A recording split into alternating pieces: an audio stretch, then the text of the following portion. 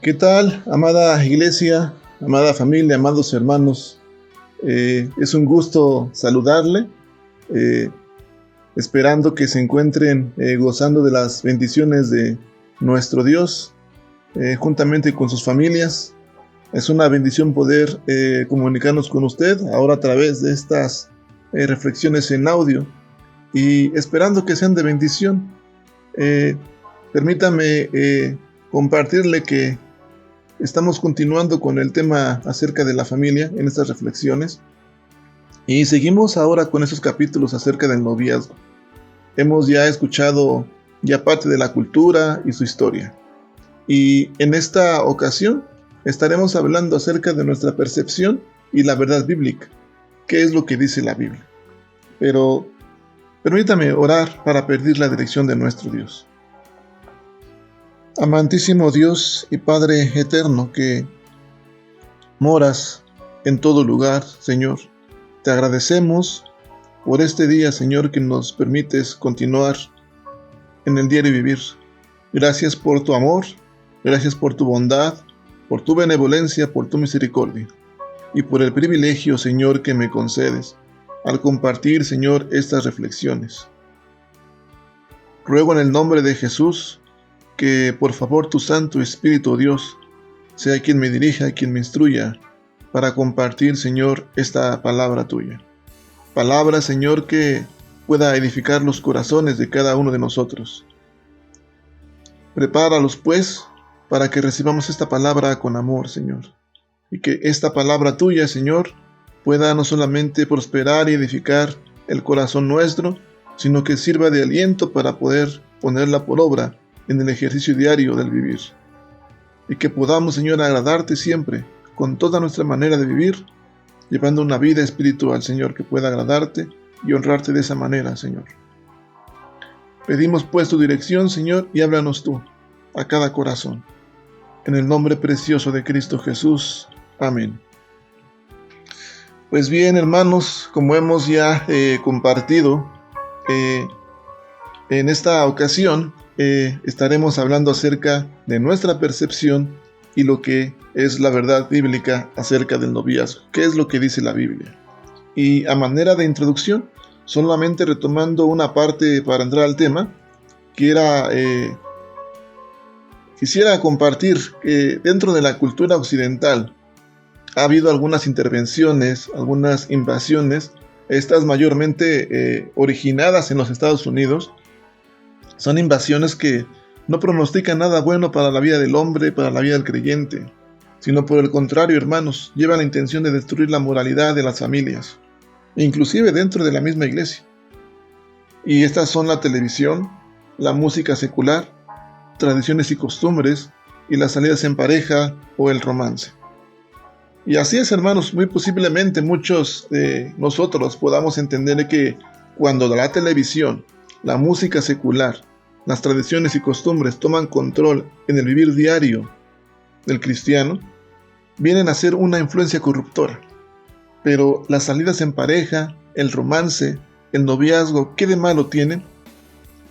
Hemos de empezar, hermanos, considerando nuestro pensamiento, su percepción en general, a saber su filosofía de la vida, porque esto es el fundamento de lo que usted cree y practica. Recordemos también que la Biblia enseña que cualquier filosofía de la vida, cualquier percepción de la vida, va a estar centrada en dos aspectos, o en el hombre o en Cristo. Es decir, solo existen estas dos opciones, o se agrada al hombre o se agrada a Cristo. Pablo en su primera carta a los tesalonicenses, en el capítulo 2, versículos 3 y 4, él expresa lo siguiente. Dice la palabra de Dios en la versión Biblia de las Américas.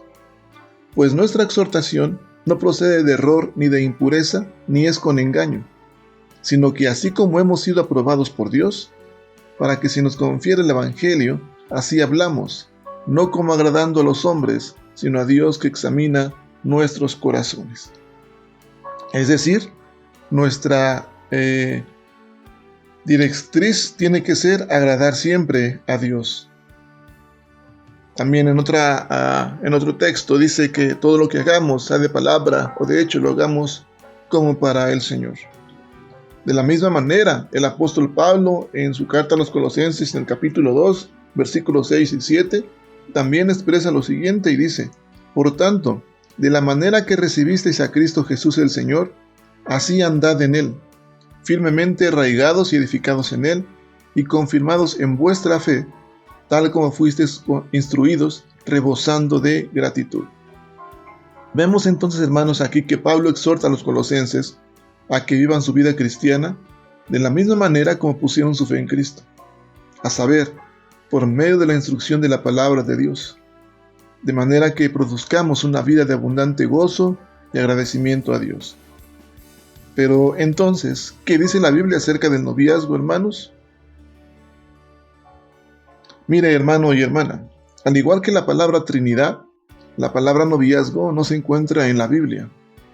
Sin embargo, sí la idea. De la misma manera, los diccionarios modernos van a dar definiciones como condición de novio o novia. Es decir, definen al novio o a la novia como aquella persona que está próxima a casarse, que mantiene una relación amorosa, en expectativa del matrimonio. Y en la actualidad, los hijos no tienen prácticamente este conocimiento, hermanos, o comprensión del noviazgo bíblico, pues su percepción o su experiencia ha sido solamente por osmosis. Esta palabra osmosis es decir, por influencia, porque lo veían o lo aprendían por sus hermanos, primos o amistades. De alguna manera influyen ellos en esa experiencia de noviazgo.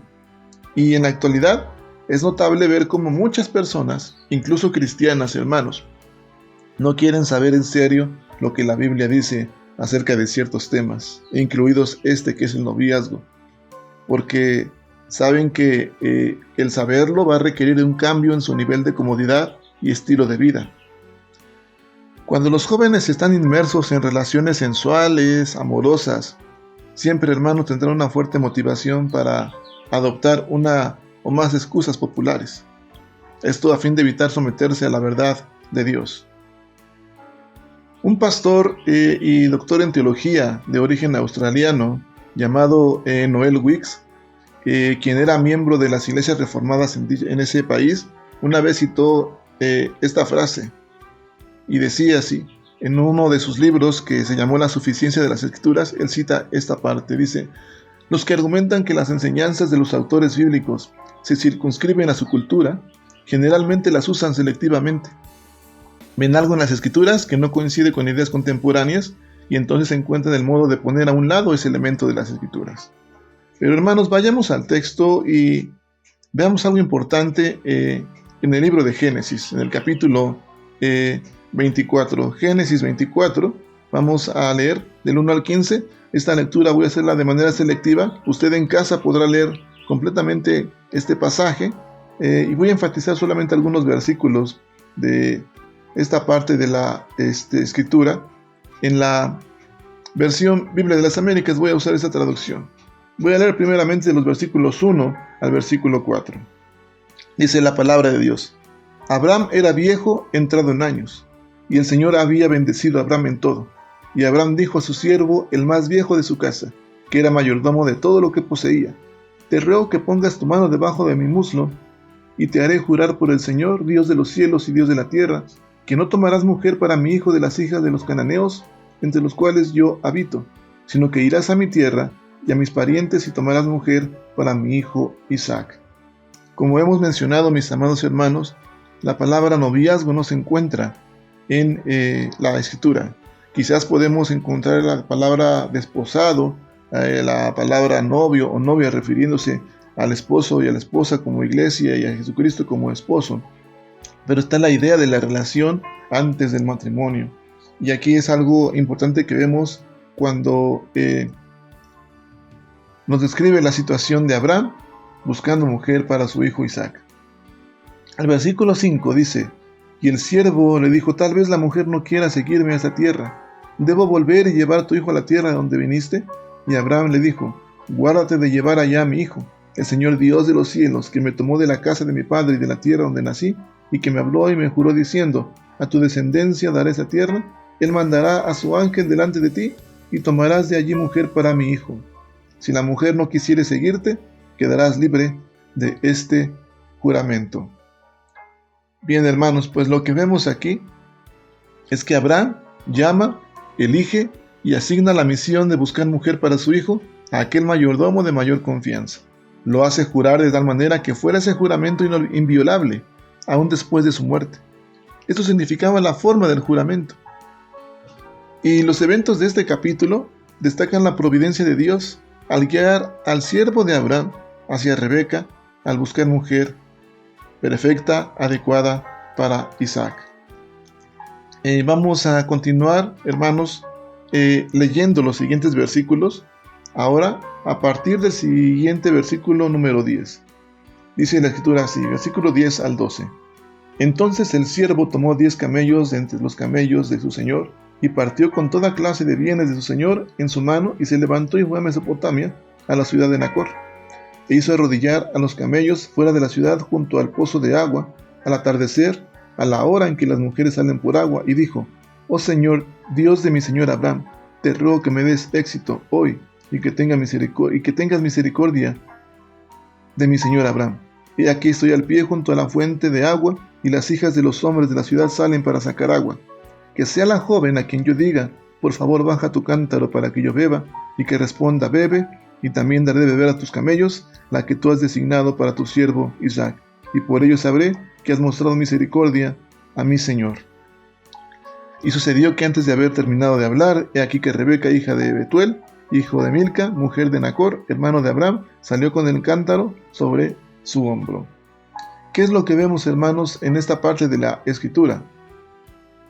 Primeramente, hermanos, que el siervo recurre a Dios, consulta a Dios. También aplica el sentido común al buscar una mujer con corazón compasivo para Isaac.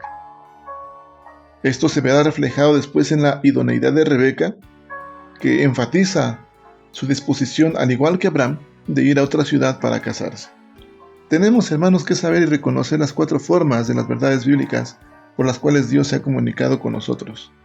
Estas son principio, precepto, práctica y prudencia. Las repito nuevamente. 4 formas de las verdades bíblicas por las cuales Dios se ha comunicado con nosotros, y son principio, precepto, práctica y prudencia. Y podríamos comparar estas 4 formas con los 4 grupos de alimentos. Si falta alguno en nuestra alimentación espiritual, no recibiremos la nutrición necesaria. Nuestra salud va a depender de esa salud espiritual, de que nos alimentemos de estas 4 formas. A saber, de principio, tiene que ver con la verdad general por la cual Dios ha ordenado su creación. Y nuestra responsabilidad es descubrir y aplicar los principios de Dios, porque estos son una expresión de su carácter. De manera que la Biblia es muy pertinente para poder tomar en cuenta este principio. La Biblia es un principio bíblico por el cual nos tenemos que regir en nuestro diario vivir. El precepto, mis amados hermanos, es un mandato directo de Dios, que está arraigado en un principio. Orad sin cesar. ¿Por qué orar? Porque se está en una relación donde depende de Dios, y el amor ha de ser mutuo. La práctica es el ejercicio concreto de un principio, es decir, la práctica bíblica.